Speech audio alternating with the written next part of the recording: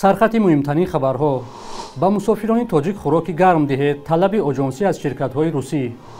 امامعلی رحمون با نشست اضطراری به عربستان سعودی رفت و برای لایق ماندن دیگر جزا نمی‌دهند.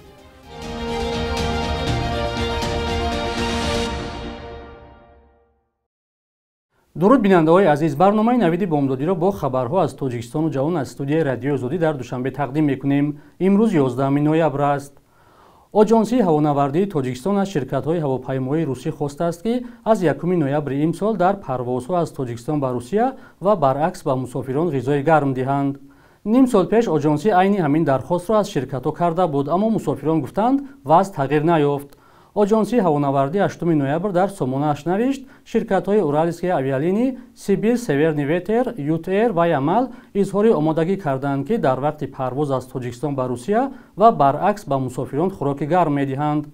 از آغاز موسم تیرما و زمستانی سالهای 2024-2025 شرکت‌های هواپیمایی وطنی و خارجی مسافران نقلیات هوایی را که دوامناکی پروازشان زیاده از 3.5 ساعت میباشد با خوراک گرم تامین نموده ایستادند. نوشته است آژانسی. فعلا معلوم نیست که شرکت‌های روسی تا کجا این درخواست مقامات تاجیکستان را اجرا کردند. آژانسی هوانوردی تاجیکستان ماه ایون امسال هم از شرکت‌های هواپیمایی روسی خواسته بود با مسافران غذا دهند و اگر دستورشان اجرا نشود نسبت آنها چاره می‌اندیشند. اما بعد از نشر این خبر ده‌ها کاربر رادیوی آزادی نوشتند که شرکت‌های روسی مثل گذشته با مسافران یگان غذا نمی‌دهند. مهاجران بارها شکایت کردند که با نرخ گران بلیط پرواز میان تاجیکستان و روسیه را می‌خرند، اما در هواپیما بجز آب دیگر غذا پولکی است. امامعلی رحمون رئیس جمهوری تاجیکستان روز 10 نوامبر به عربستان سعودی رفته است تا در نشست مشترک و اضطراری عربی و اسلامی شرکت کند. نشست روز 11 نوامبر در ریاض می‌گذرد. دفتر مطبوعات پرزیدنت تاجیکستان نگفته است که موضوع بحث جانب‌ها چی خواهد بود. وزارت کارهای خارجه عربستان سعودی چند روز پیش در اعلامیه گفت در نشست ریاض حمله‌های اسرائیل به فلسطین و لبنان و تهدیدها به ثبات منطقه بررسی می‌شوند. این نهاد دولتی سعودی در همین اعلامیه ادامه به گفته‌اش جنایت و قانونشکنی‌ها را علیه فلسطینی‌ها و حمله‌ها را به لبنان محکوم کرد. روز 11 نوامبر سال 2023 بعد از 5 هفته حمله اسرائیل به غزه نیز در عربستان سعودی نشستی مانند برگزار شده بود. رئیس جمهوری تاجیکستان آن هنگام پشتیبانی دوشنبه را از تأسیس دولت فلسطین با پایتخت آن شهر بیت المقدس شرقی در اساس مرزهای سال 1967 بیان کرد. تشکیل دولت، شرکای اسرائیلی، مقام بیت المقدس و قضیه پناهجویان از مسئله‌های اساسی بحث میان اسرائیل و فلسطین است. در تاجیکستان افراد برای لایک گذاشتن، شعر نوشتن یا بازنشر مطالب اینترنتی جریمه شده و به زندان رفتند. این مقررات در قانونگذاری سال 2018 وارد شد. آن زمان نمایندگان جامعه شهروندی نگرانی می‌کردند که مقامات می‌توانند از این سوء استفاده کنند. اخیراً رئیس جمهوری تاجیکستان از این سخت انتقاد کرد. ولی آیا دیگر شهروندان را برای لایک و کامنت پشت پنجره نمیبرند؟ همکارانمان ارشاد سلیمانی و براد یوسفی در این باره گزارش تهیه نمودند. برادر و شوهر خواهر شیروانی عمرالدین خبرنگار تاجیک را برای لایک گذاشتن در شبکه‌های اجتماعی بازداشت کرده و با پرداخت یک مقدار پول از جزا آزاد کردند. او میگوید برای این اول تلفن برادرش را غیرقانونی مصادره کرده، 2 روز بعدش او را بازداشت کردند. کارمندان پلیس شهرک کالخاسیان تهدید کردند که با جرم لایک گذاشتن در شبکه‌های اجتماعی می توانند برادرش را از 3 تا 5 سال زندان کنند. تقریبا 1 سال قبل شوهر خواهرش را نیز با همین جرم بازداشت کرده بودند. یازده من 5 سال پیش در کدام شبکه‌های اجتماعی لایک میمونن.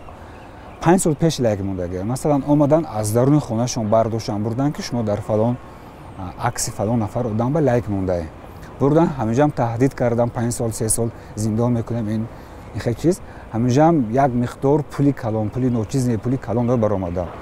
همین چیز روز تا روز همین فشارها از میلیسیای دهه غوسر هست که پنجکن که اهالیش زیاد است. 2 تا پلیس دارد، یک تا مرکزی شهر به هست، یک تا برای دهه ها در شهرک کالخاسیان است. همین پلیسای دهه کالخاسیان، شهر کالخاسیان مثلا آماده فشار میبیارن در دهه مرغ، در دهه رکناباد، دهه تگابی خلق میبیان. مثلا در تلفن در گدوگ یگان امری معروف باشد، مثلا یا که یگان چیزای دینی و اسلامی باشد، تلفن هم телефони як шаҳрванда мекашанд, мегиранд, мекованд, ё ки медарон худошон дар ягон барномаҳо, дар ягон ютуб канал беҳуда лайк мемонанд, мардума сарсон саргардон мекунанд.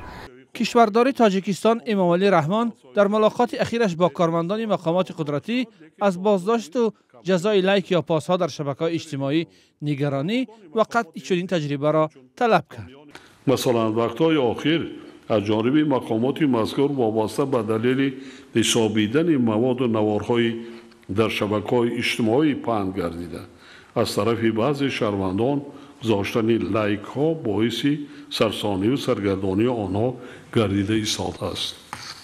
یعنی بعضی مقامات نسبت به آنها بی اساس پرونده‌های جنایتی آغاز می‌نمایند که به این عمل باید خاتمه داده شود.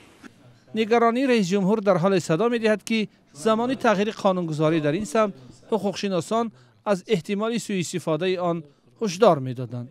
اگر ما سالهای اخیر هم مثلا همون استاتستیکای برداشته بینیم در خود تاجیکستان، نه فقط از جمهوری بیرون، در خود تاجیکستان هم سالهای اخیر بینیات همین قضیه زیاد شدن و پیش از همه مثلا اگر نظر شخصی که درباره تاجیکستان مثلا اطلاع گرفتنی باشد، همین استاتستیکا و حادثه‌های گذشته را اگر که شناس شود، یکون فکر در سر همین شخص میتواند شدن که این دولت شهروندان این دولت افراطگرند و به نهایت ضرر به ایمیج دولت میرسد.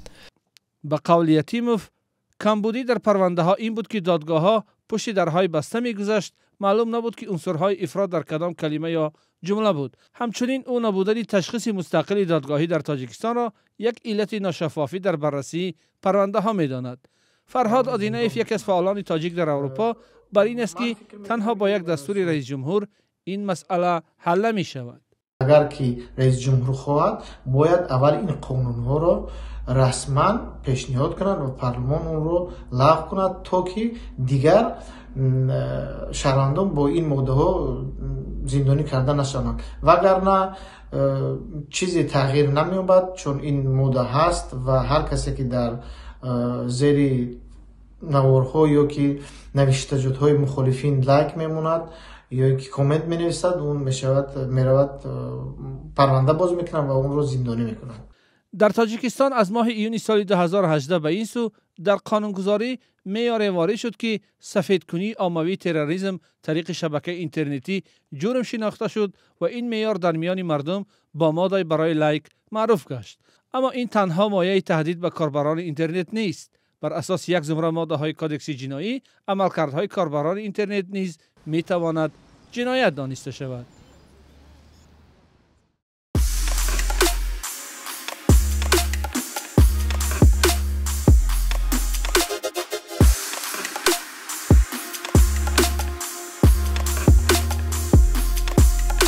همه چیزی که میخواهند و میخواهید در اینجا هست. تازه ترین اخبار، گزارش های ویدیویی، شرح حادثه و تحقیقات ژورنالیستی.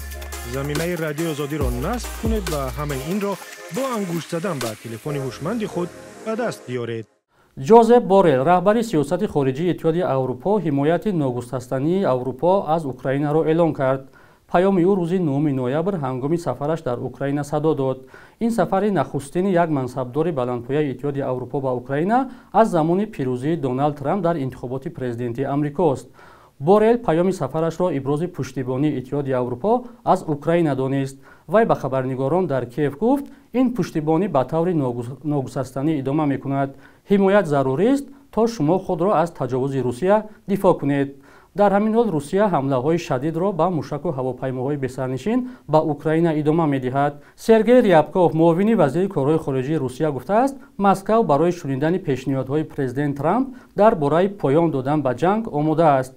جنگی که روسیه با تجاوز نظامی به خاک اوکراین تقریباً 1000 روز پیش سر کرد. با گفته مدیر بیمارستان الاهلی در غزه، بر اثر حمله نیروهای اسرائیلی به منزل آوارگان در شمال این شهر کمش 17 نفر کشته شدند. حمله روز 10 نوامبر صورت گرفت. فادیل نعیم گفته است که در میان کشته شده‌ها 9 زن هست و احتمال تعداد قربانیان بیشتر شود. ارتش اسرائیل شرح نداده است. حمله اسرائیل به نوار غزه بیش از یک سال باز ادامه دارد. بعد از آن که گروه فلسطینی حماس که آمریکا و اروپا آن را تروریستی می‌دانند، روز 7 اکتبر سال گذشته در حمله به اسرائیل 1200 نفر را کشت و حدود 240 نفر را گروگان گرفت. در حمله‌های اسرائیل در بیشتر از یک سال جنگ تقریباً همه زیربناهای غزه کاملاً از بین رفته، بیش از 42000 فلسطینی کشته شده است. بخش یک روزی تاریخ را همکارمون خیرامان بقازاده آماده کرده است که تحولات مهمترین تاریخ را در روز 11 نوامبر فرا می‌گیرد.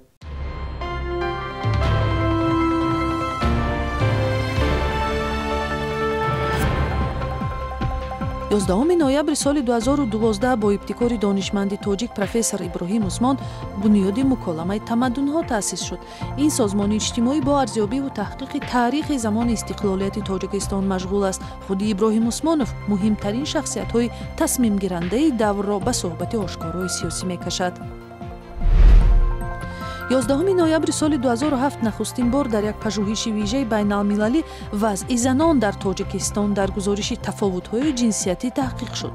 ин таҳқиқот маълум намуд, ки дар Тоҷикистон ба ҳисоби миёна духтарон дар 21-солагӣ хонадор шуда то 3-4 фарзанд ба дунё меоранд. занҳои Тоҷикистон бештар дар риштаҳои иқтисодӣ фаъоланду дар корҳои сиёсӣ камтар ба назар мерасанд. гузоришҳо ҳокист, ки захоири меҳнатии бозори Тоҷикистон аз 50% занҳо ва 66% мардҳо иборат мебошад, дар ҳоле ки даромади мардҳо ба ҳисоби миёна 2 баробар бештар назар ба даромади занҳо будааст.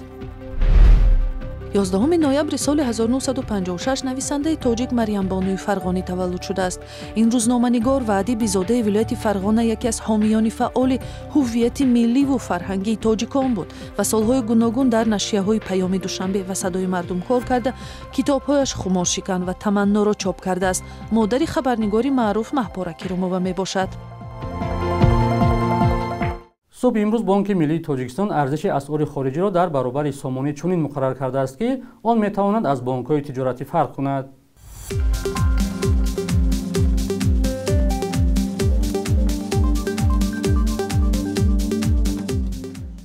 بینندگان عزیز، مهلت جدا شده برای برنامه نوید به انجام رسید. خبرهای از این بیشتر را در سامانه رادیوی آزادی با نشانی azadi.org و آزادی مابی پیدا کنید. خدا نگهدارتان.